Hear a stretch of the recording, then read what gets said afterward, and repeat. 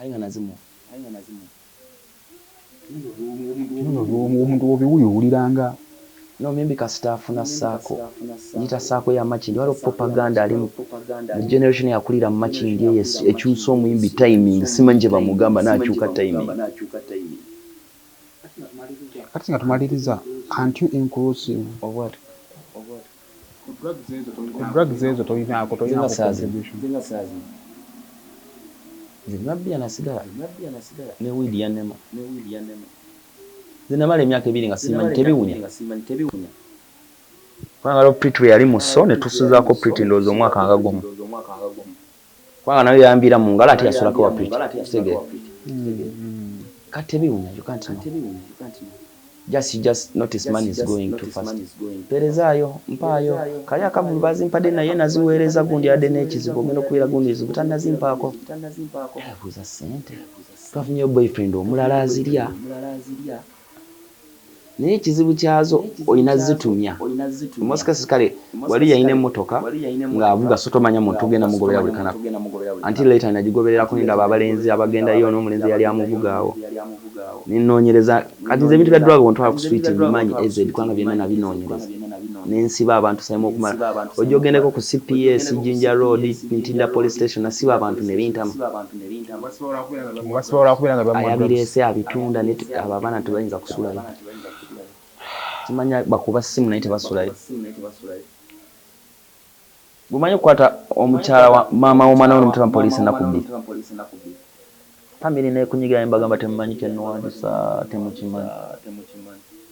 Mujja kirabanga kiyisa kwati kiwunya kati bonga balowooza nze ayina ekikyamu. Niwawonya bidiyo yafuluma nga bankubye ne ngamba fiye yanku. Abayaye be banku. Muve kagante akogera nawe. Mpaka umara okunkuba ukaka sanata okukozesa police nemanya sibasobola abana basikuti bakuba. Nyenzo ndo bagenda ku CPS nzo kwa ate ajukina zinalina connected na nkuba wagulu DPC straight. Ni wampa pichipiki bili ntugirire ekiro kiramba tunonya. Buli pichipiki ngoino jijamu sibana bakitawo banywa amafuta bakola. Na sibaka abana paka mu CMI. Aimo. So bwendabo omusajja nga agenze ku interview n'agamba mu finza amulabirira. Buyamulabirira. Zebyempisa mu myaka 6. Sajja gwe twali yogedde ekyo mutugo wakalabe emyezi 3. Almutawa Enterprises Limited bano bakugu nnyo musonga za real estate season na oyagala kutunda oba kugula ttaka wekwate Almutawa Enterprises Limited tulina ploti ez'enjawulo enteketeko bulungi ate nga n'ebbeeyi yaazo esobokera ddala ensonga zonna ez'ettaka wamu n'okulikulaakulanya tuzikolako tugula sako n'okutunda amayumba era tusolooza n'abapangisa oba okulabirira ennyumba zo abakozi baffe bonna bakuguka era bakozesa mazima meereere tusangibwa ku Hoima Road Nassana Municipality Wakiso District Esimu 0753 oba 0705 tufuna ku WhatsApp +97362 Company ya Wildlife Millions EU abatuuse ebizigo okuva South Korea ne USA ebikola ku lususu n'enviiri bakuleetedde ebizigo ebigenda okunyiriza. Ebizigo bino biyoyoota olususu ate tebikujja kukkalayo. Olina ebizigo ebyakwokya, olina mbalabe, weekwata ebizigo bya Wildlife Millions EU bikola ku mimwa n'olususu olukakanyavu era bigoba n'enkanyanya. Tulina ebizigo ebikuza enviiri, ebigoba situka mu mutwe n'ebizaawo enviiri ezaakutuka. Ebizigo byaffe bya butonde n'akawawa akabivaamu ka butonde ate tetutunda bicupuli gwabyetaaze tubikutuusaako wonna wooli okwetooloola ensi yonna ate bw'ogula mu bungi tubikuweereza ku bwereere osobola okusasula ng'oyita ku PayPal, Apple Pay, Google Pay, Credit oba Debit Card, Western Union, MoneyGram oba okuyita mu bank. Gwali e Bulaaya gula ku mutimbagano ku www.wildlifemillions.com oba basange mu My Hive Shopping Mall, Vienna, Austria. Ali e Uganda genda ku Care Center, Coach Mall, Kampala. Ebizigo bino bikuleka kulanjiyo era bikozesebwa abaami n'abakyala. Tukubireko oba tufune ku WhatsApp ku 0772 38 1305. Weekwata ebizigo ebya Wildlife Millions EU era tukukakasa nti bw'otafuna njawulo mu nnaku 3 sente zo tuzikuddiza ng'olina risiiti yaffe. Motivation najjo sinzira okubanga ate otulaba subscribing ku mukutu guno okusobola okubanga ate ofuna videos ezifaanana bwe ziti. Yonna gy'owanga ya mu bitundu by'ensi nkubuuzaako weebale kubanga ate okola. Welcome to this show. Kale yonna gye musinziira kasita ofuna notification n'ogamba nti ate kandabe mwebale nnyo mwebalire ddala. Kale olunaku olwaleero nina MC Katamba Edwin Owolugave kati actually ndowooza muganda wange ye Edward bwenzirako muto bwenzirako ye Edward Katamba oli wa Lugave bulijjo za Semwogere ongere toyogera Saimo comes from Semwogere nati tolyogerangako fonze mbadde sirimamu ndiokozesa nno ng'ate nkulaba nnyo ndikozesa nyine ndowooza ku social media mu live siruyangako sirikozesangako naye nalina page yange yasooka yali Facebook mwaka ki I think 2021 obagibbira sajja bwangwako ne bungamba tebakubbanko ba page ezo bwezi baba YouTube namba nanzirizaako nze yabiba byonna nanzirizaako netumutekane ku mpewo nga yeewaana kaluyaka yali munnauganda ogamba bana ba email I'm going to simanyi bandi awo ogenda kulanga oli nangamba ngenda kutyako $7 tulanga ne Nike tukola biki nampa ne company nengena nenjigogolingako nga gyeri kati kankubuusa abapya bagamba babafuna abali mu limelight balina podcasts bagamba tujja kuteeka ku podcast live ejja kutwala essaawa bwezi tugenda kuwa batandikira mu 1,500 for 1 hour for 1 week ne podcast bwogigendako gyeri naye olabako bazungu tolabako baddugavu nakibuuka leeti kati wano mukuteeka ku podcast alina app gyagamba Meta nabanga ayingide ya controlling oyogera naye nga ya controlling computer alina link gyakuwa exactly kati link eyo bw'ogiyingirako automatically oba omaze okukkiriza omuwa kati dakiika 3 tebanzi baa ku page yagimpa ngenda okebera ku page yange asigirako nengendayo nemugamba wabbye page yange leka twaliwo omulala yaŋŋamba waliwo omukadde alaba ebyobadde okola yatulekera fandi jayo emitwalo nga 3 ayagala ogisigaze neŋŋamba mukama ota abantu ontadde ati foundation efunye ssente ayi ontadde byonna nembijjuza kati kyaggwa kiri nti nina okugenda it was Absa Bank agamba bali Ghana I have to send some money bashipping ATM card eyo ya Absa bagishipping nengenda ku Absa mukazi ne mukimunya ngamba bro kulaba oli excited nali nze ziwa yalinga emu 3 ne bano bakufera best stories zezi nga kyokka kyensigaze ebisigadde byonna mbimuwadde bijjuzaamu just they need to ship the ATM card etuuke wano kyokka tebabula bye bakuba abakyabakuba it happens naye kati because of politics and Iraq wars numbers eziri ku social media bazeetaaga okulwana ez'entalo zikola how does it work nati kati nze nyinza okera ku makyanga ndi mu propaganda ya tubakube batulumba kati nfunayo page already ina abantu kubanga nze gundi yange nalaba kati page yange gyeri ne bwe njikibirako wano ngiraba bachina baba page ebo nse zirimu entalo ne bateekako firimu for some time ne bamala ne bagirekawo kanate nekyenaba nenamba yange esimu ekyaliko because at times I even receive messages katanafuna agigula eza gaming yange bagikozesa ku gaming bana bawa win bet nabo basukiride mu box up oli kyakolangako yateekangako akola film games nabona ajja onozannyo omupiira n'ogushutinga n'ogurecordinga kati najja n'aguplayinga nga playinga live yayisaako views afuna mu views naye namala kati n'agireka but it was a blessing in this guys because yaliwo page because nagirwako nayo nga kyatagala kati ate eno nejja nenkyusa negenda musenyuka wala ate neshooting amangu nekuba negenda so kyalinayo Facebook bane abagiraba abanauganda bakyali ku Facebook kubanga ogendako nga ebintu ebiri recent byebiriko likes kweziri comments kweziri. But I think nze kunze wano social media wano ekyasinga okubeera amaanyi. Of course people are praising TikTok because buli omu ina gundi ya buli muntu. Nenze Facebook ndoze ekyali amaanyi. Because not everyone mu Uganda nti asobola okuba amaanyi Facebook.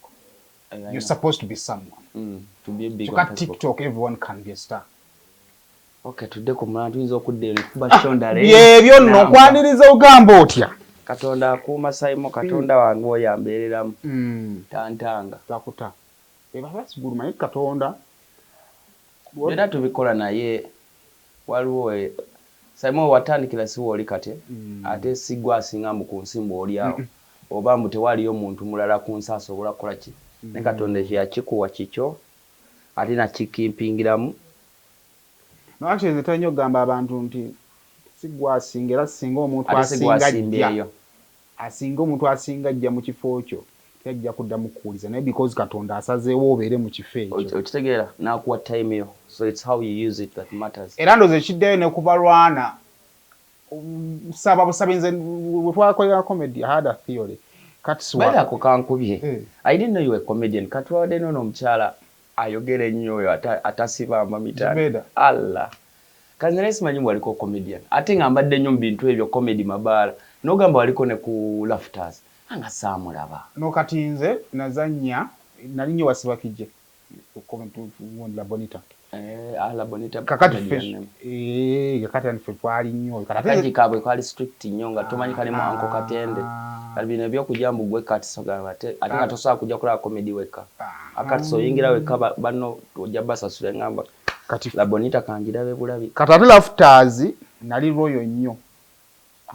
Jukira laughters balina mukko kano ne sebakijje. Kati nga tagaana ntogenda. Laughters anti bonga befude ba luzungu bano beno. Kati tagaana ntogenda naye era omulaba kimuyisiza bubi content we omugabanya. Kati nga tenga ndiro y'omukko kati performance zange laughters zali ntono. Bale kwayitayo buyise ebyo. Wakolako ku mbaga embata. Mbaga embata tya nali nkyali na kusomera. Tonkuza. Agwakere endongo. Aya tugenda yeyo. Maybe we have a problem over abantu abakere endongo. Oba kulowozesa anti bakulu nnyo. Tobaga Patricia mkyaloza muto.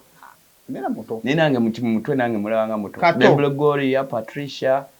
eyo ligi yona mwana wa Desire Luzina bonna mutwe tekirina kanne ruzi nze rusi mungisanga mutabani wange. I mind that it is also a challenge in of business. Onako ni name sikat. Tugenda kwogera actually general entertainment. Tugenda kwogera abayimbi ne ba managers.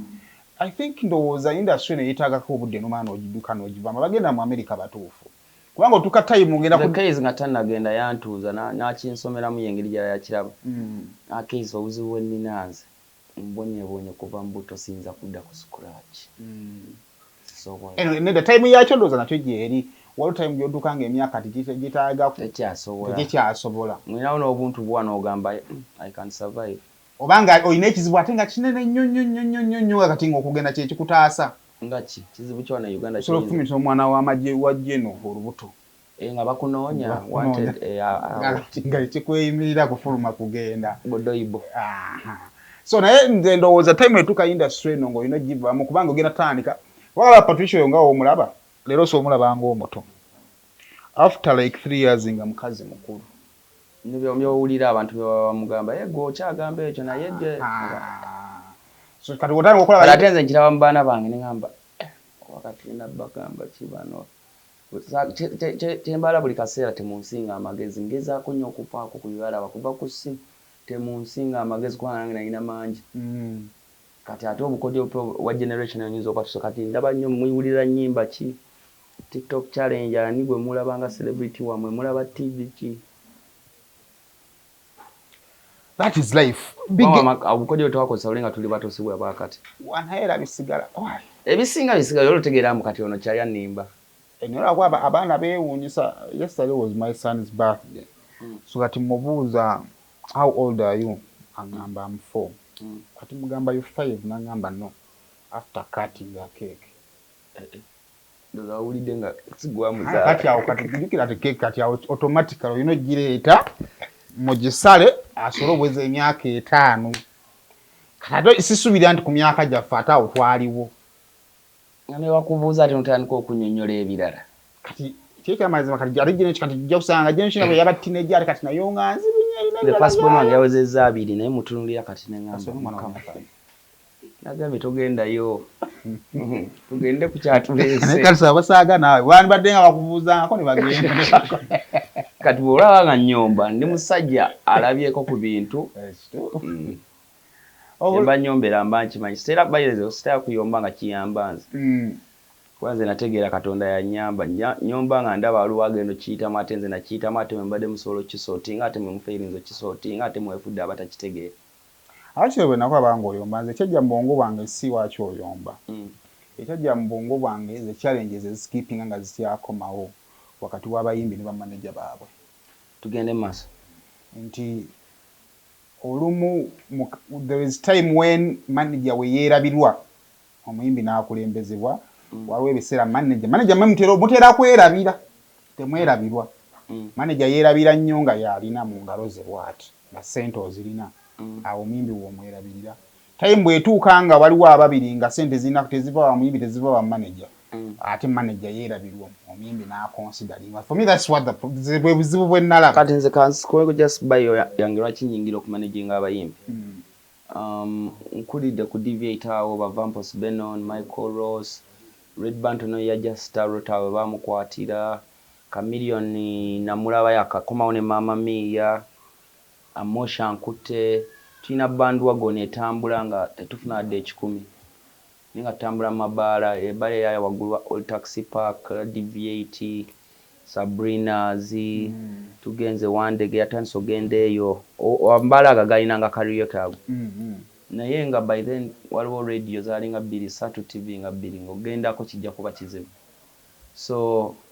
netulaba stories z'aba Bob Marley abo ba Vybz Kartel nga bagamba twagenda collecting a fan base yaffe ojuka ne barapa babwe ba Jay za bona bagamba nakwatanga mixtape nenzitunda ku street nagenda nga mu club ne banzanya kati we had that ejeryo oba tusuze njalo oba kitugenda kuba ndongo then later on ebitandika okutaba Michael bagikubye Capitals oluzanye sanyu oluzanye tulidde nsazeewo ku sanyu we are happy sazeewo Vampos ya mobile ubi wa Steve ngatavanza sudde kemwata asooka aluzeeko is a perfectionist Vampos nalanga first song ya fate twalekeruddeyo n'alubba bino kangende mpuliremu anko yaluti yalusanga mu bbaala oba yalwira ku ssanyu oba yalusanga mu Deviate nate oluwiya lwalinga oluli ready ng'ate ne video bagishootinze kati anyway generation bwegenda era generation naye aliwo emyaka nga 3 lwakuba tetwalina so much media temwabamanyi naye yaliwo nga be bayimbi abaliwo Benon and Vampos eyo ligi y'abaragadi Menton Kuno Chameleone ayingira bebe muwulira bulizi Bobby naye awo alinga akiyingira eyo ni generation yake etwala emyaka 7 kubanga atera ne zigidi amana najegattamu awo zigidi abagwamu awo yakuba hit naye tegedde gyavudde yalinga Chameleone yakuba Mama Mia nga tetumumanyi quick one kati nze nkuze nabo manyi wetalidde mmere manyi wetuvudde mu silk fena nga tulina okusula mu nju emu not because tetulina gye tubeera naye twavanga ku Deviate musajja wa special ate namulabako ne governor akyalo surprisingly nga twagala genda ku silk naye nga tuli abantu 8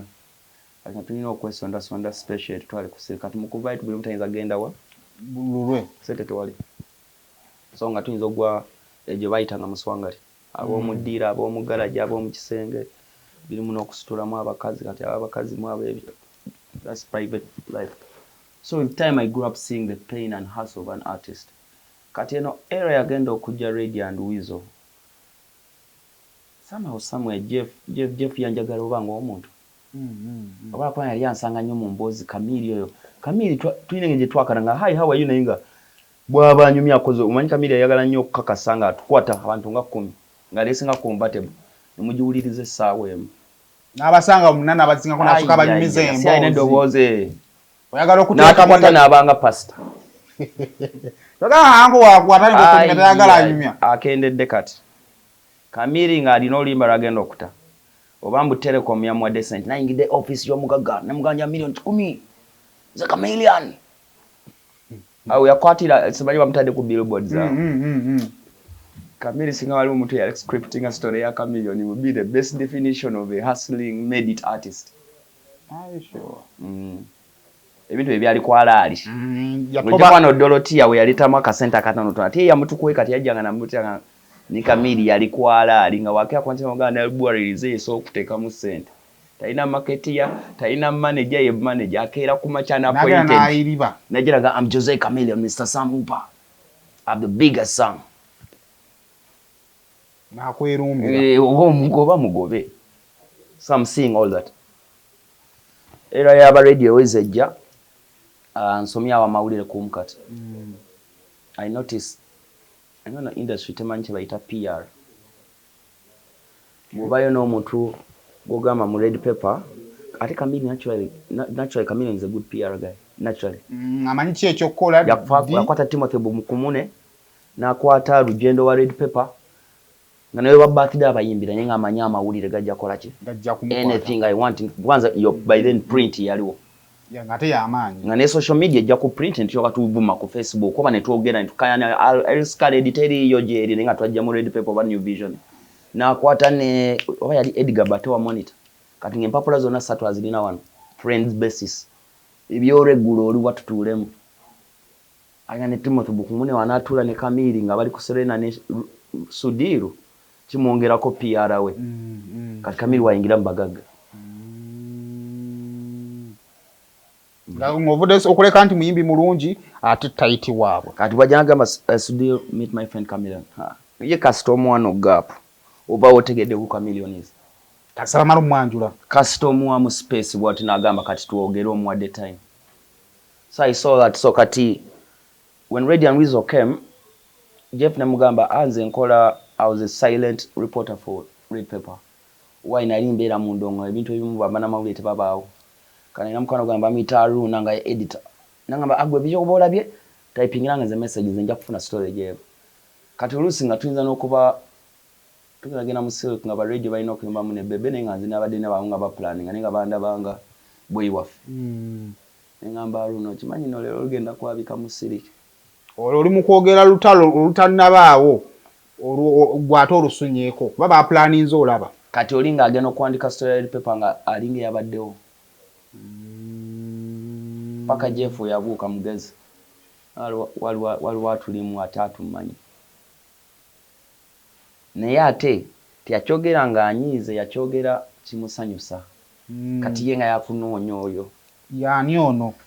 kwa Chameleon abakubye edit part 1 mawulire tebamusobola Chameleon akuba nakuya Timothy Bumukumune yagamba wamuvumi ate Timothy yabadde waka can you believe this young man Timothy honestly I'm loyal I'm a very good man Timothy how could he my brother mukola mutya bwe muti jukuro weda abadde ya building a relationship ennungi nabo ojukira Sudiru abana no mukola kama I can bring the other artists so you bring him how much 3 million kamia mtwalo wa Sudiru nkuwe Timothy we go kwa yakimanyi mukupati aba Sudiru ajja kufuna connection endala ejo muteka ku ndala that's why he sang so many MTN parties nga mu corporate world bano bonna abasinga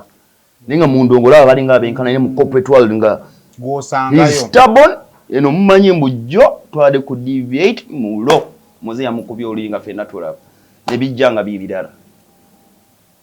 moze disrespects Chameleon yenge yabadde ku ground yamanyi kidala kati Jeff zengeri jinali wano awo babeno ni bagenza kati abo nabasita kalate chasinga okunumanga buli afuka stoba on sidelining aba busy Msiri kitacha kuba nanga aba wagulu wano muhaso mwenna mubeerawo eyo haso ne direct to sharing anga we batuuka aba busy kale oba omuswaza oba kati emotoka uli special inamu kamadamu kavude UK kogera you know like I see your music ala tekati nawe anakuteeka kigwa bulungi kubanga madamu kamutwala wa madamu jabeera kaya ate gwa kwetikire kinaye naye ali mu kuyiya bulamu okiraba. So I don't blame them for some reasons. So the time nenda banga bayambye bintu bingi kati ne bino tuli mu simanya ate tuli mu Silk Shiru takyakwatagana na Radio and Weasel ate Bobby akwatagana nabo kati genda yo gambe Shiru naye twamukola ki genda yo ayisemu no kamira yingide twagala aluulire ebyo nanga nze leaf ebera kwanze sali na team mbo bandi wa Firebase obandi wa Bebe obandi ne wakisobola oti bisere bisinga abantu bagala nnyo omuntu okubeera ku side abantu najja ninamu ekibuli simbo kibuli najja ninamu rara oluzungu lungi kola ku Teams Club. So you need me more than I need you. So tojja kumpa mateeka. So babera nayo kubanga bakwetaaga. They need me. Okay, that is very important because the generation here. I'll say something tomorrow and the world will listen it, yet I'll come and say that story I was there, it wasn't like this on TV. Kati oliya yakwetaaga ati sobe ne version into. Oluusi nga naye abanyumiza nga bamanyi onajja byogera. Kwanza bamanyi ugaba mazima sirika. So batago ku sidelining. Sidelining ene yanuma league y'abayimbi nga bana. Kwanga ndaba byenkola bikola oyikoze ko story nojja red paper no sanga buli omaje ngamba kale yange nokola statement somewhere kale launch y'omuntu netukanze na abayimbi nga 10 bonna mbakoledde launch zitasukka wansi wa 3 ate nga bonna teri yansaso ne kati nze nalina mu this urban thing amanyi no controlling a crowd kati nga bagamba kati ambaye ajja okusobola bano kawale ya Kamili yajja nga one of the biggest radio stations we were sponsor atinga ya bakulu kangala akakana abitayinza kulinya ku African oya ali kipepe weje yalinya wagulu ngamba de bintu ngebya bachina nalinya wagulu ku matafali na kirira no wazi ilana na agamba boy mukole ebya mwe nayo yapita ku stage ajjo kumanya crowd en kat connection ya Kamili ngatane Jeff yakambinga good life ne sigala nga ne mu connection ate good life amukwana gwa Benon Vampos obeda nakula dane Vampos Benon ate motion nzunze naye then Edingo ni bakomyo bakwataganye kati nembanga sako I'm scattered all over. So Edingo nyezaawo basayiniza abayimbi mbalaze hali bona balaga newspapers benali manyi nsoma mawule byensoma byenzije eno nankati nenonya nya editing Timothy Bukumunono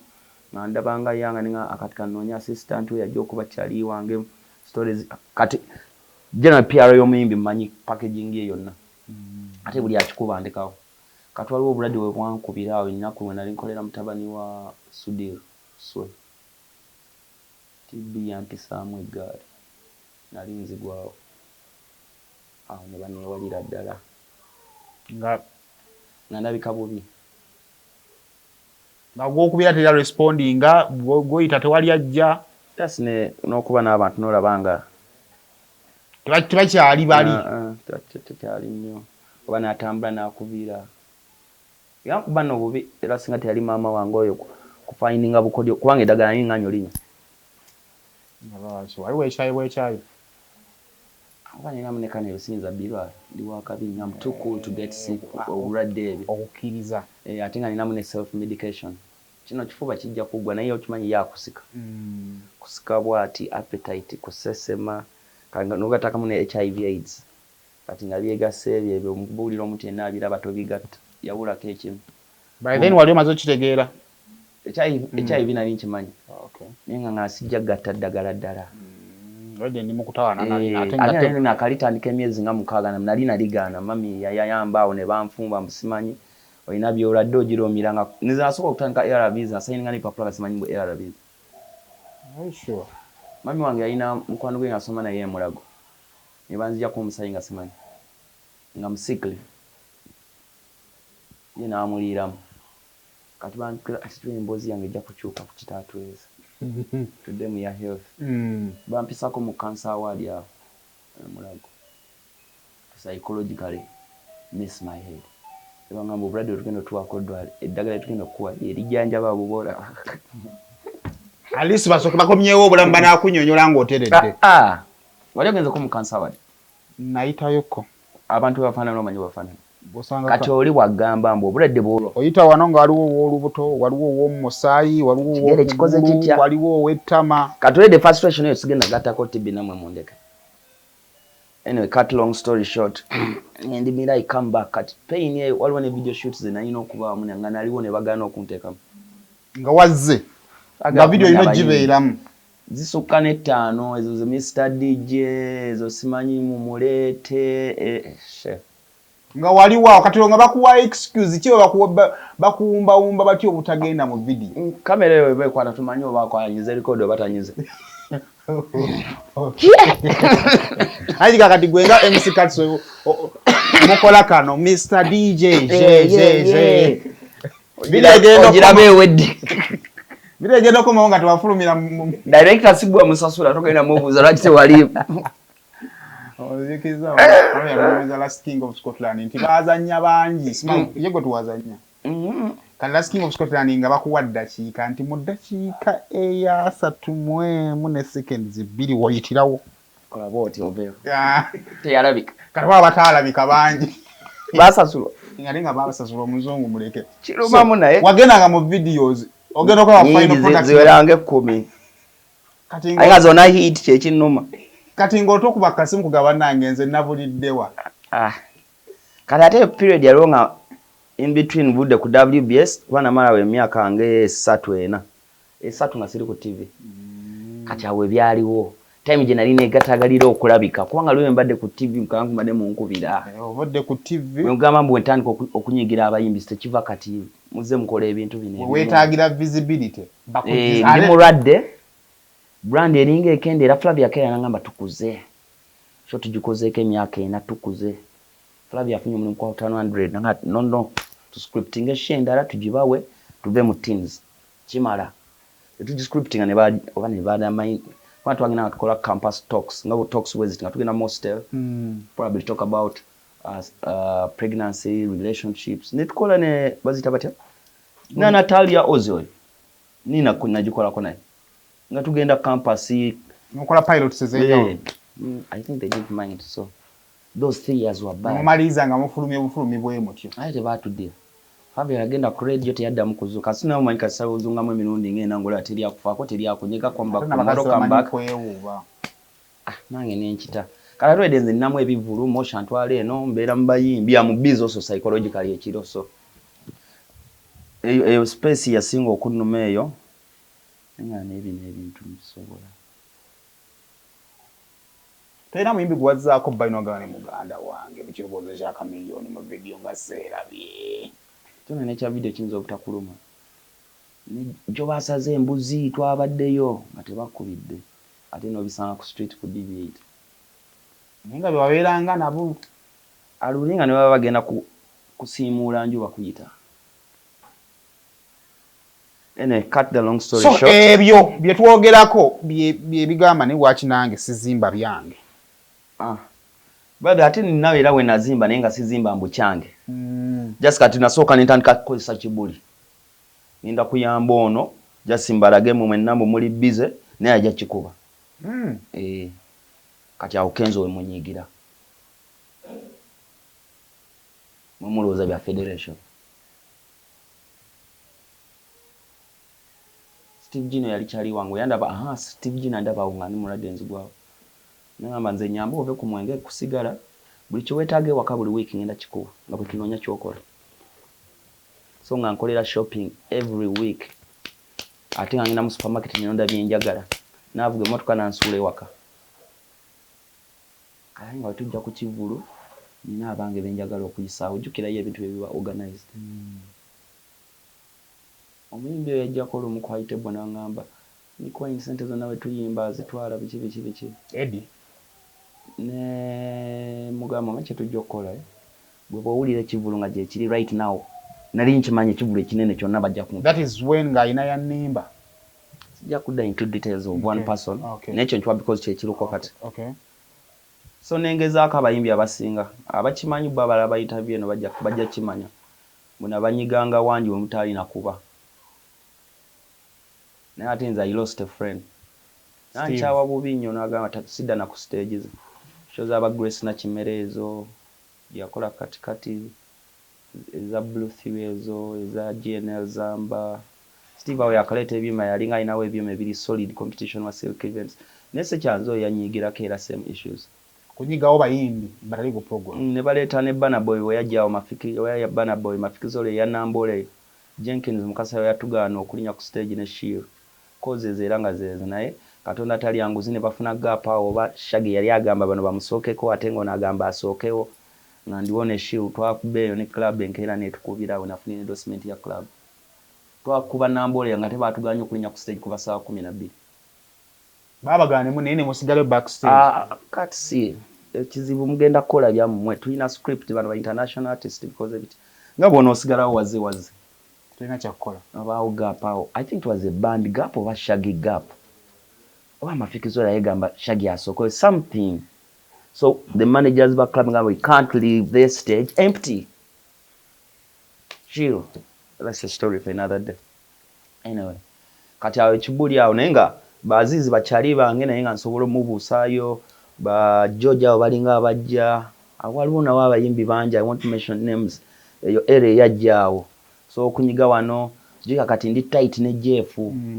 Jeff avudde ku Camille ali totally ku Radio and Weasel tambula nnyo nabo kati buli muyimbi yagala ku attachinga to Radio and Weasel Batonic Siba Rabadaba so era saako njikomyo mu generation ndala njiri wakati omwamuni ne ba kati Jeff wabayina kyayagala okuyisa twakoze ka collabo netwagala kino nzalu kama mawulire Jeff nambalira mukati sheno manyi tujokola ba radio bayimbengo yakavaawo bwati ningeri jo chikola bazanye oba nyumbani ogambe radio izi ya surprise okitegere mizanyeje ja game ejo nyigawane wali bwabaawo yo mwewulira enayo era negenda same story kale abasika tebandika but I think people got busy atenze sesi banga ku bantu sayimo osankale bali nsigaza mu camp zaabwe naye ate first of all sali mu camp em second of all nze sagenda nga babayimbi je basulanga mu pena twesanga mu city kati katono ne kintu kibanga kindi ampola kati ate une sente zitandise okulabika ogamba kimanyi wa radio bazimbi njo eri ddala binalaba nga tupanga walabanga batandika mu kisenge ddiro je bakola nawo ku madala kisenge ddiro ndije yali abudde mu nabalekera okulaba nga babuzimbye eki ne balandi kino ekintu nga kitwalanga obe sente abantu bafunide ddala sente Katonda tanyamba mbamba ku yali kadanke ndaba omuwala ali awo yanye mukwano gwange mugamba ekiro muje tubeere mu Rouge kati mu bachi mekiro na bakadanke mpumuddemu ekiro nokola mu Rouge nali mpuliriza to be precise radio kanjo credit yayo Sanyu FM ngabazanya some of those songs mama ya carry my radio wasanyo oyo kati mu mwana bulimba batekako mabega aluyimba ali nga yimba bulungi yataka ku Rouge nembuzo ne yamuleta omwana ddala ayimba naye ayimba mu church biro kingana baba church bino mbimanyi wana aba wa gospel inaku ezo Simon nyingide NTV kai NTV luza ibangamba kino kintu kibaluma naye I think kiyambako abantu abajja mu media nayingira NTV nga bampa emitwalo ojukira 50k shiraga shuma jayogerako kyali kituufu TV ezo twakolanga kanze ku WBS nali mfuna emitwalo 2 buli Saturday je mitwalo 8 mwezi transport allowance gwomwezi ofuna ne bongeza ne badda kwena so nava ku WBS ngandi mu 12 omwezi oyambala otambula olya but it was a 1 week show Saturday NTV came with that bureaucracy we give you 50,000 per show that's 200 mpangisa n'okupangisa mpangisa kati awo nanti dadi agambye oyono ne sedadi wange yagala nsome genda okole bibyo maze senior 6 ndaba nange neewulira era ogwo mwaka saagusoma ndi ku TV ambize nina ebivuba ekiro nkola mbira ne Ivan Semwanga kati ngamba otyambo ati naawo neki ndi bize bana abayimbi bakabiri jo kyeyagala osoma okufuna kyosulamu kati NTV awo nkomawo mu system ndi ku TV jukira NTV yasoka kuleta ba presenters kwaliko basoma mawulire boka for like 2 or 3 years I was the first present on NTV so nkomye on top ne history taught me so nali nyonyi mwene mu new generation mwe mwandagako buli omu kati ali stamp buli omu abe bibye nenga sikulaga naye twesanga good hype nayo nese kufiirako katudde ku muyimbi nkunyonyola bulumi bwa manager muteri manager akigwambugwe aba ne history pain ye javaamu all of them either aba yagezako kuyimba nga yawulira akisobola ne ati amulina ne kigana nga pain eyo n'agireeta n'agiteeka kugwo ku managing nga akimanyi kisoboka fiye tazaawo ngenzeko ewaawo yali mu kawan room ennaku ezo okwana weewuubayo buli kanako nga talina byakola awo wakati awo nindaba ate nga ebyamawulire Liquid TV ne bangamba aliyo courses naye simanyi waliyo mass communication kwa mpe twasoma doctor engineer lawyer muntu binali manyi bantu tawo kumubuzi bansoma social science nga assistant mugambe mami ebisijja bisobola me bantu wale makerero abali bansomesa biki nambaga nayo sijja bisobola I don't know should know kati abazade ne baba ko yotagala kusoma yagenda bodi nangamba waliyo mass communication ningine makerero ne bajinyima nibanga bali omukati kasinya 6 ngiri nyala inzunze ne kola bubi msinya 6 kwa na nyingi de bala zo kusoma kwa concentration to eso ile wandege ya makai so nsoma rwenja gada bali makai mujimanyi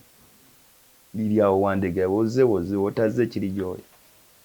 ningina nkola certificate nga njesa sura kwa mfuna ka sente eno ne mbivu nda enga byensoma binkole bikwatagana awo ngwene kuba na abamawule bempa story kati long story short ngamba fie tugenda kuyimba nza nyimba gospel tewali buzibu so tukola oluyimba baali baluyita anyumiza story okubonabona ako ne mama we olumbe twasobola okukola mu story waliyita I need you lwali lugamba katonda gwatubeereddewo mu bizibu byonna saagala ombeemu nkwetaaga buli kanako oluyimba olwo oluya ku end fiye yakaaba naye abantu balowooza yali voko naye yagamba agana erimu yali akaaba so lwali luzungu bwenaluleeta ku market nga luye bit hard tulina zinyambula valuvalu bazizi nkumira omukwano baze Blue Africa Chameleon agitolekedde abagenze ne Radio and Wizo bagenze flying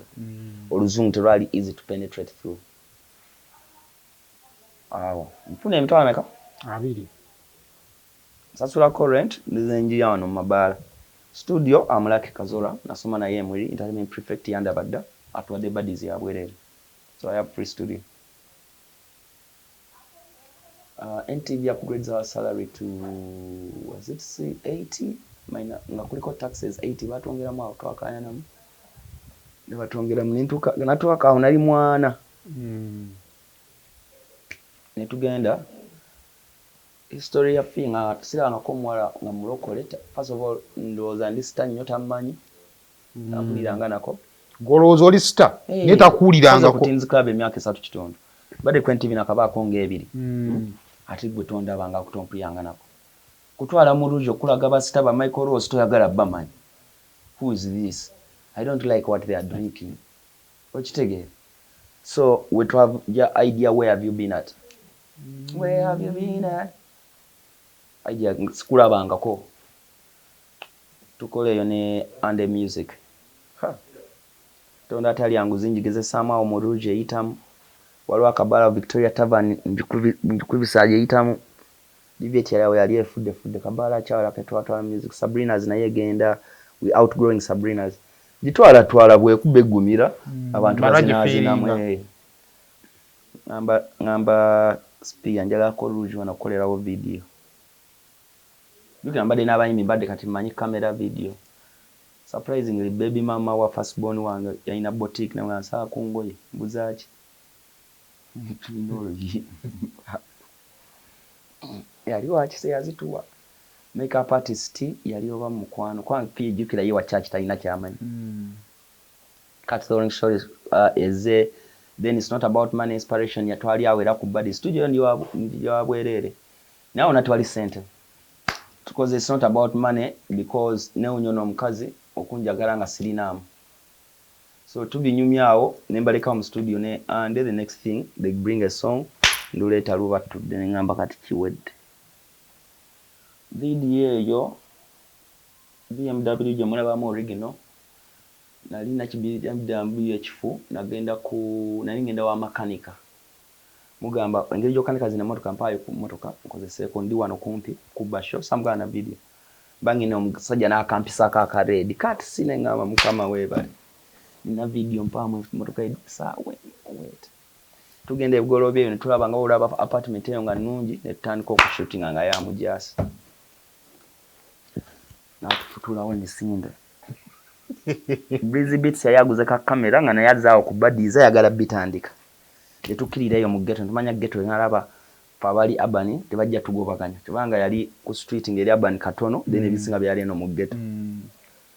eyo video naye tujita Breezy naye kati sente tewaliwo just facilitate transport kwa naye yakafuna kamera yakutandika ayagala at least kutangirako company gyali otanga sijukira kwa we have been at naye we have been at chinzuka yali mu sente olugenze fuse hit kati still tetufuna sente omwaka ndoza guweze muina hit nebivu tebijja oluzungu where have you been at it's not about money nengeri vamposon wali chaliwa sanga wantuliza mbajje kala savai tunazunga ne bavamposi musomero tunafuna utagingira along tagaanye diwizi yali alulidde nga yali wulira ddala singa olimba mwalimu wadde beat nga akola boti totawa bujirete vamposi ajiddemu tuzeemu ebyaffe ebirala onajja akole harmony ne kuba sama wanga kwa luno ogero wambo enize okutamala so that's how we came we didn't make money I think for 3 years ninga tutubalaba mutambula ngane music ku TV abako nenga katono kutukole kusebe tukomyo mbalamusizzaako nnyo bannyabo ne bassebo nga nsinzidde wano ku Rosemary Beddings ate nga Rosemary Beddings esangibwa wano e Kasubi ku bitaala Rosemary Beddings nga ffenno twakuguka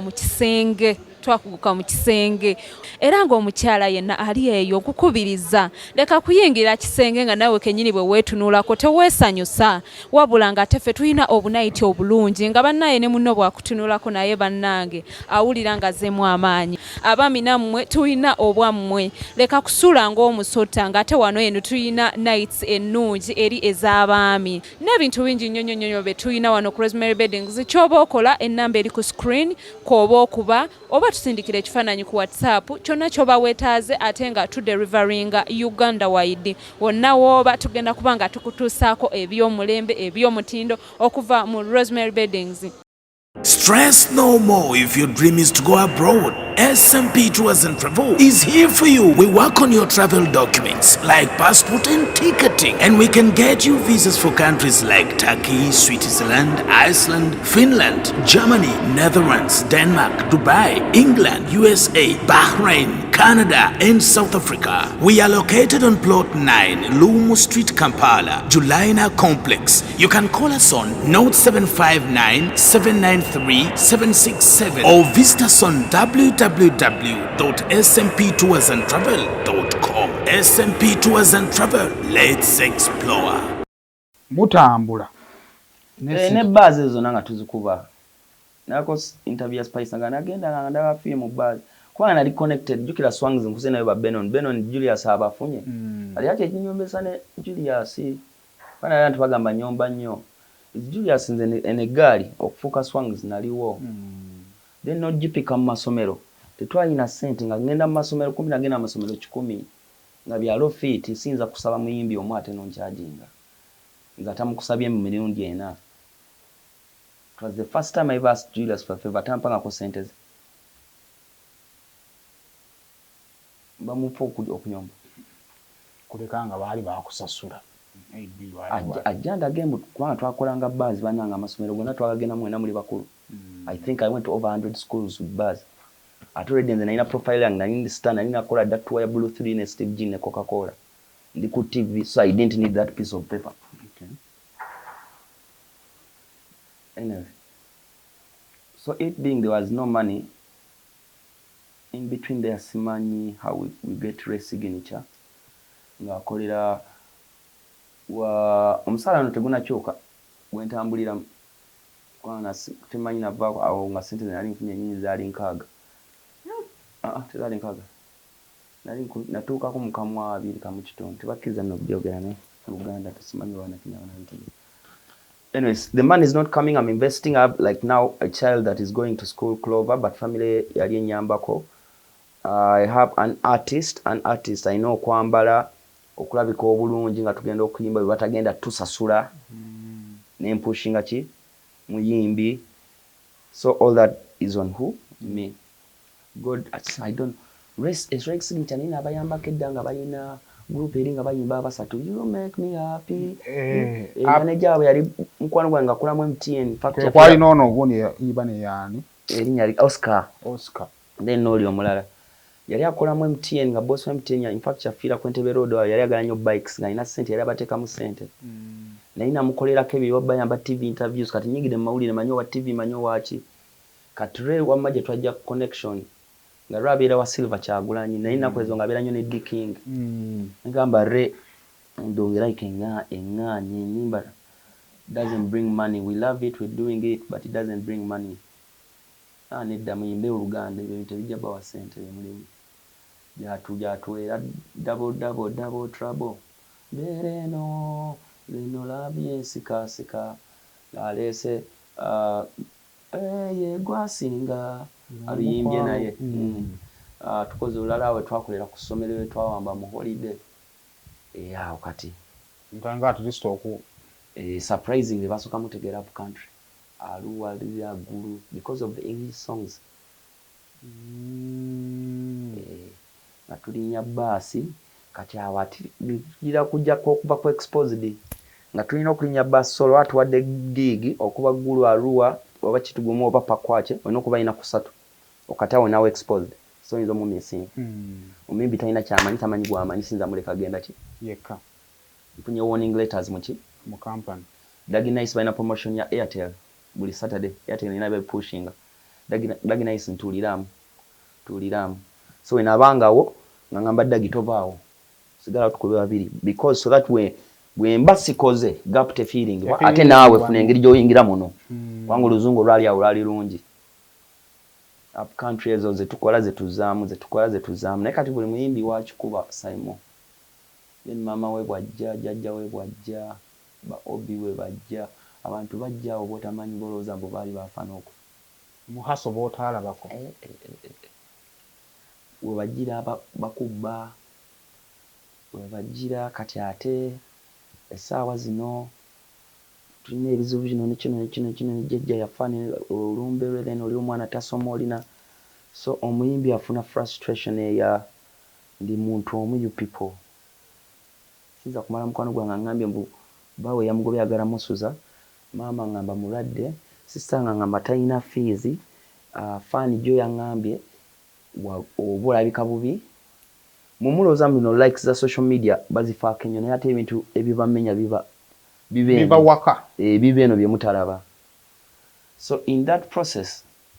omimbi channeling yekyuka then wajira ne bano yakufa ebyansobola okukola better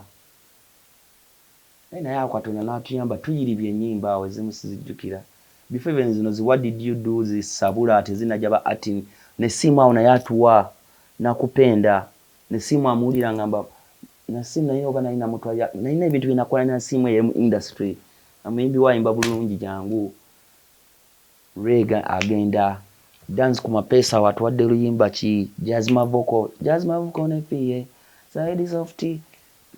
awo tugenda naye luckily enough nga za video zitawanya twalina favor mu bawandiisi ne mu studio the video ne kutuza kai by the way I don't remember paying for any studio in this country chocho nsobola kyogera ngojeko mu Dr. Brain yawandiisa oluyimba muwandiisi sijjukira kusasula studio Nasim Atin Daddy Andre mwenambwe baza D King and the music the Wheezy the Let Dance kumapesa man we had that favor so managing an artist ni kijambo when it comes to that level naye akyuka timing then jamu bakubba naye oli tubadde tuzifuna nga tukola videos nga n'obulamu kale si bwe bubi obuli ennyo nga sikubba naye kati ate nkubba ate omuntu akubba oba osomulaba nga tolabanga ekyuse oba nga ne saati sayimuna kuzonga yambala mpya nzere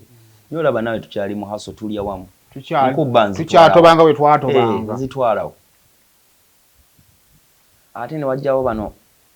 I think it's the same issue Katalina Kando gye ba facing bano ngenda kutwala next step sami omuyimbi oba omumanaginga oba wazadde omwana and I experienced that with Jeff jukira nze mbadde nabo bali kukasa ne tujivuga Jeff nze nabeeranga ne tupushinga ndongo era ni waleetera fee ngamba Jeff kyakola kyenkola siba Shiba waali my head was on Shiba nenga nkimanyi sobola Jeff naye ngamba bwava wenzira abasigadde tujja ne we baleetera Irene ntale Jeff nanga ndo bakutaddeko omukazi nga Jeff siba wano ndi wano ekisinga nzo kunuma mu ndongo kanalinda bi Jeff the way Jeff yatambula nnyo na Shiba naye ate ba radio yatambula nnyo naye kwanti yalabikuwa ba radio mbu when you expose an artist to society the brain corrupt bamu corrupting so yakwata Shiba na muntu kweka kwanti yakirayo ba radio buli we nagamba nga leero temugenda kukasa banku yangamba kiri kukasa buli we nagamba nga leero twambale white sneaker bamugamba John yandeteye nga toye bulaya naawe kati ate njagala jamba ate kati ngamba okitegera so I think the manipulation of Shiba Jaloza was over manipulated guarded yet Jeff yali aguarding a chair bya dangers of sagala muwololeza yali ayigidde mu radio nduza yali applying mu Shiba abaddeko ne Kamiri era namala naye emyaka 10 abirabiddeko ne Kamiri mu Kamiri yasooka nga what Jeff respect abantu Kamiri benalira nga bamanage nze Hamfroy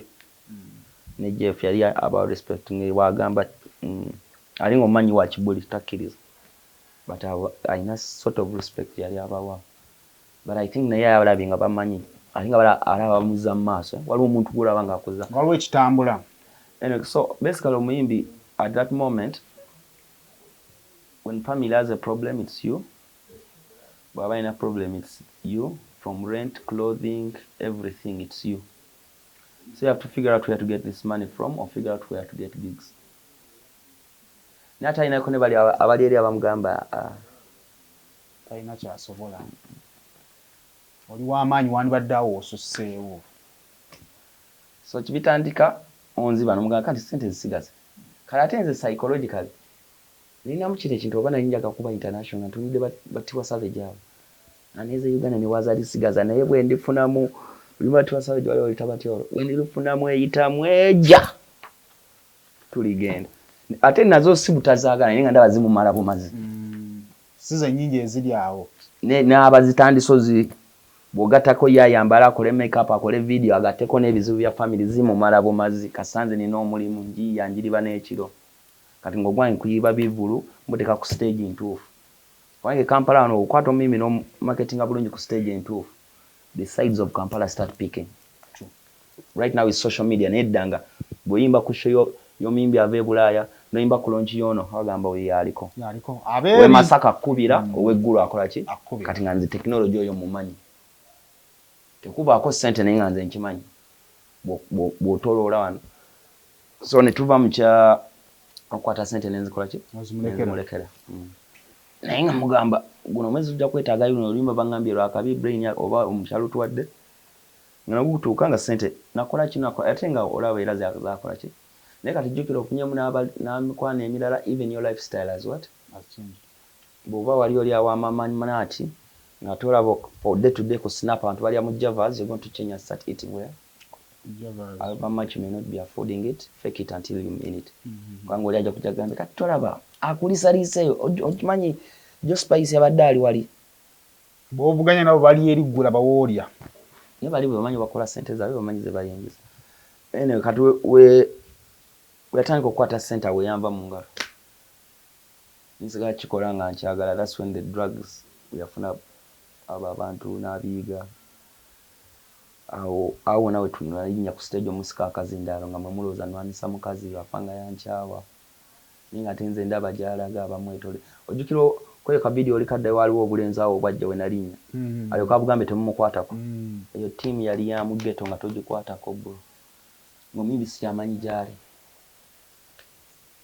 nga oli abuuliza twabaddeko eno twabalendeko emakinde mu hoteeri eno twabalengedde nga ne wa maama wagwayo bugwijja supalina abbi kale nga nange ngende nga bwamulabyeko nga yajjako wano naye awo namba mu ngalo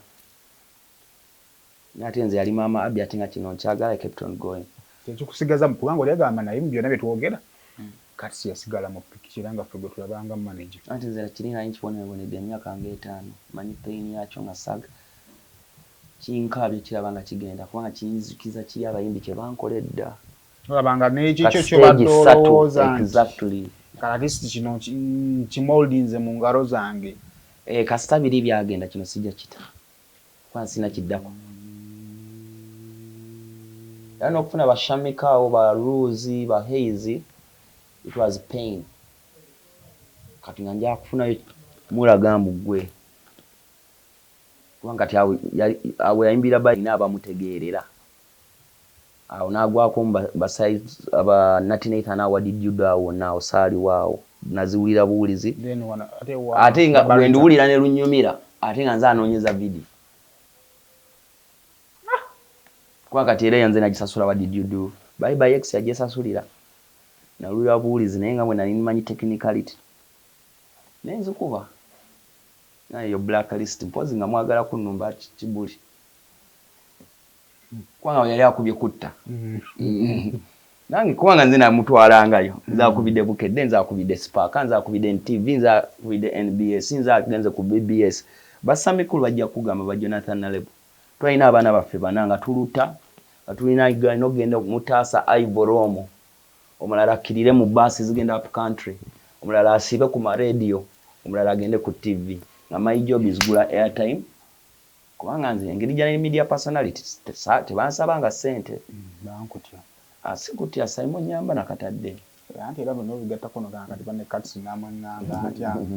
malagalo kuba omaye alama ntiyo biraba ne kati bazaagala jagwao nayo lukuba omaye kali anchali nama abachali naye kati mulimu era y'abaana abato abatagala kumanya mbozi z'ombuwalwawo si tolina kye wali omukoledde ongamba yoki awo nalweza ne bangamba mugambo balowoleza tekuli kyayi alusigazi haisho bana nga mu kumyima kanyuma anyway embozi nje tujjagadde okujjayo kye kifaananyi kya manager mwayita and I think tufunye the right image of bye bayitamu buli omwayinza obayina embozi naye gyesangera emaliriza ye connecting am ya Katsi gyakoze eki yatugenda Katsi mudakikaze tugenda osigaza wa nayogera when I was making out nagenda ku federation nga making out with Shiba yangamba statement nga mwe Jeff weyancha temwawuliza story yange mwalonda story yeka ngamba Shiba ze myaka gyonna nali ngwako in fact Shiba yali closer to feel not me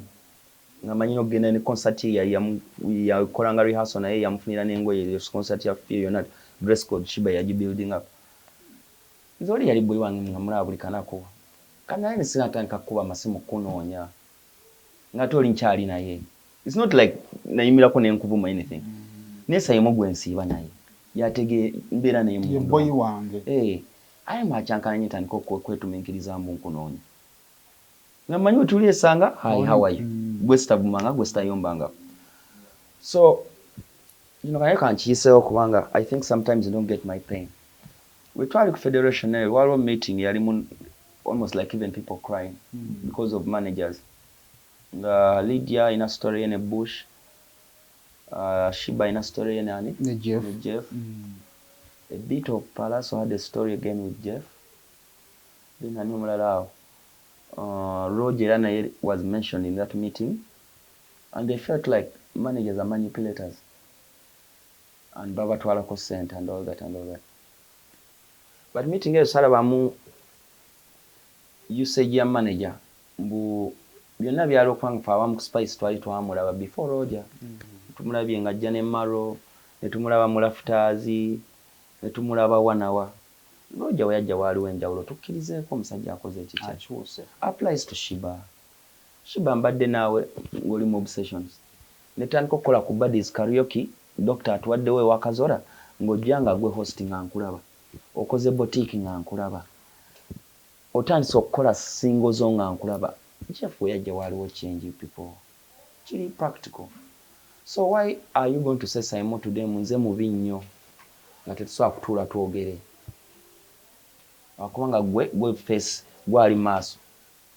omimbi gwe balaba so whatever kyona okola kye bajja okuwulira lwakubanga that's why I'm verbal wemba nyomba kubanga olaba abantu bemmanyi tajja kuyomba kubanga bamanyi toli ku front tebajja kuwulira kyanze entalo zange zonna nze mba ku front naye nga nze mabigeno nina kampu y'abantu tuyambe oyogera kigambo kimu n'ofuna messages z'abantu kyogereko nze ku songs awo n'ebintu binamanya n'ebyesitali simanyi n'ebiri mu corporate world kabino ebya Fed binawulidde simanyi ate nze yankubidde nze kimesijja zikima ate nze bampadde ntono ate ono bamuwadde zino ate ekirungi ky'ensente abayimbi kiri kimwe omuyimbi baba ne ssente olaba kwa tojja kuŋŋamba mbu omuyimbi w'abayimbe kale ku Instagram story yapostingayo ng'ayimbye n'agula UB kyo omutadde wala jje kati na ssente zaakajja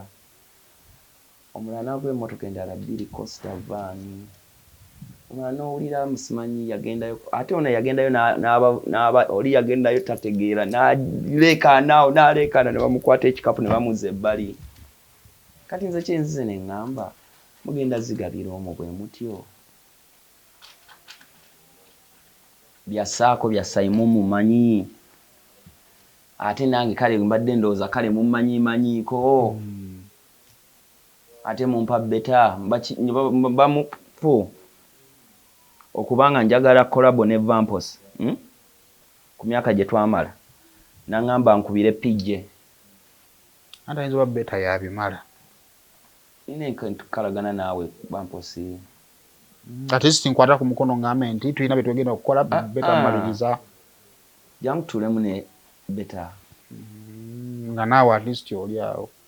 sikubira mirundi ena nsindike ate nga n'oli gwe nkubira ndaga ali bize ate nze sina na nnyo mboozi katwedde display yokundaga tonkwata oli bize already you're putting me in a wrong corner because in the first place banyumyangako naawe totusangako nga tunyumya sina mboozi naawe I didn't deal with you in the first place waba akuwadde position well and good I respect your position but I've never dealt with you. Back to the managers. So neŋŋamba nze bw'ava Bush alina byakole ebibi naye Lydia story wawuli ya side ya Bush n'ole ya Lydia bombi agubaire nabeesonyiwa buli omukwano gwange mu category buli omu owulira nga yamenya munne nnyo simanyi oba aliwo nimba naye owulira n'ogamba owulira Bush n'akuzza wali Jazz mubi nodde wa Jazz Bush mubi alla kati nagamba mwe namba manyi nabamanyira walala tubeerewo kusasa buli omu alya. Same applies to Shiba. I have no problem with Shiba when I meet her. When I meet Jeff, same old story. So as a pen general as a manager, ekintu kye sente nze saaziryako kumanya naye nze kyemmanyi nawambako sente mu bintu ng'oggula ettaka mu bintu nga tutandika okuzimba ezo naziwamba kibuli buggulu batugenda kubalira ggulu oba n'ennebbi ziri nnyanya 12 wano ku start nzikuwa naye return zikasuka ku site nakyo kyatuyombyamu naye later on the mother n'akiraba mbu ekintu kyaliwo era kina gye kiri kati so one day they will thank me nezo naziwamba neza video nalaba nga kali aweyambirako nga nyimba tezijja ojikaba yakolera squeeze ne ba voltage nisobola kola video y'ebifaananyi ne ba voltage woka ezo nazo nalinga tamu naye nga nze bwe nfuna omulimu nga guyise wange mugambirawo zino naziwadde pesti oba naziwadde Zigafix oba naziwadde Frank oba naziwadde Nani oba naziwadde Alan Soldier bw'oba onojja ku seti jangu naye nze naziwadde oba nga nyiza n'okufuna ate waliwo obuzibu bwenafuna nga nzifuna nziteekagambe ku Alan Soldier wa video naye togishutinga n'ogishootinga omulimu ne gutuuka nga sijja ziyimba ezo wazikola mu video naye nga batwava naye nga ne video mwagikola nagenda Cap Country nga tebatumazeeyo so ne tugivuga nga tudda aba country abo no balina connection ku luguudo okubako patrols naye tukiika ne batuzzaayo omuyimbi n'abagambo yeyaŋŋaanya okuyimba towa biyato ningindako ewalala you know when I think bino ebintu mbadde nkyobyogera naye kati kyako kati binayamba abantu drugs ezo zirina temper problem oba ne temper so would come to show me nagamba sijja bimba oyagala genda obiyimbi nagivuga n'agenda ekyasinga n'okunzija mu ssente ngenda ngenda ggwa mu so mungi nkwata embalala olina ku lugendo okutuuka ne baŋŋamba oza tali mpigi ayi nga nazimuwa Nno omuntu obiwuliranga. No maybe kasita afuna saako. Yita saako ya Makindi waliwo propaganda ali mu generation yakulira mu Makindi eyo ekyusa omuyimbi timing simanyi gye bamugamba n'akyuka timing. Kati nga tumaliriza aren't you inclusive Of what? Ku drugs ezo tolinaako contribution. Zinga saa zino zinabbiya na sigara ne wiidi yannema zinamala emyaka 2 nga simanyi tebiwunya. Kwanga Pretty we yali muso ne tusuzaako Pretty ndowooza omwaka nga gumu. Kwanga nayo yambira mu ngalo ate yasolako wa Pretty. Kitegeera. Kati tebiwunya, you can't know. You just notice money is going too fast. Terezaayo mpaayo kali akavulu bazimpadde naye naziweereza gundi adde n'ekizibu ogenda okubeera gundi ekizibu tannazimpaako. Buuza ssente twafunye boyfriend omulala azirya naye ekizibu kyazo olina zitumya. Mosikasi kale wali yayina emmotoka ng'avuga so tomanya muntu ugenda mugobera buli kanako until later nagigobererako nindaba abalenzi abagendayo n'omulenzi yali amuvuga awo ninnoonyereza kati nze ebintu bya drug ontwala ku street mbimanyi EZ kwanga byonna nabinoonyereza nensiba abantu sayemu okumala ojja ogendeko ku CPS Jinja Road Ntinda Police Station nasiba abantu ne bintama ngoba sibawola kubeera nga bamwa drugs ayabireese abitunda ne abo abaana tebayinza kusulayo simanya bakuba simu naye tebasulayo. Gumanyi okukwata omukyala wa maama w'omwana we n'omutama poliisi ennaku 2 famiri neekunyigira embagamba temumanyi kyenowandisa temukimanyi mujja kirabanga kiyisa kuba tekiwunya kati bo nga balowooza nze ayina ekikyamu niwawunya bidi eyafuluma nga bankubye ne ngamba fiye yankubye abayaye be bankuba mubeekagane teyakwogera naawe mpaka umala okunkuba okakasana atandika okukozesa poliisi nemanya sibasobola bano abaana ba street bakuba nyenzo ndo bagenda ku CPS nizo kuba ate ajukira nze nalina connected nga nkuba waggulu DPC straight ne bampa pikipiki 2 entuyirira ekiro kiramba tunoonya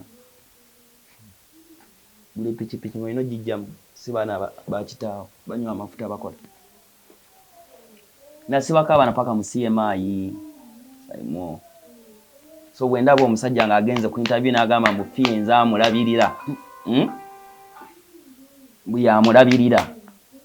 nze byempise mu myaka 6 sajja gwe twaliyogedde ekyo omuntu gwe wakalaba emyezi 3 nekyamutwaliza kuhanze nina nkyogera olujjudde panero yampa rehab omwezi wetaga $4 3 I've been 2 months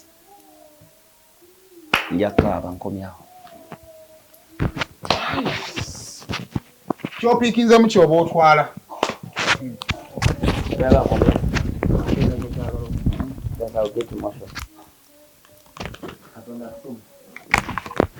Yeah.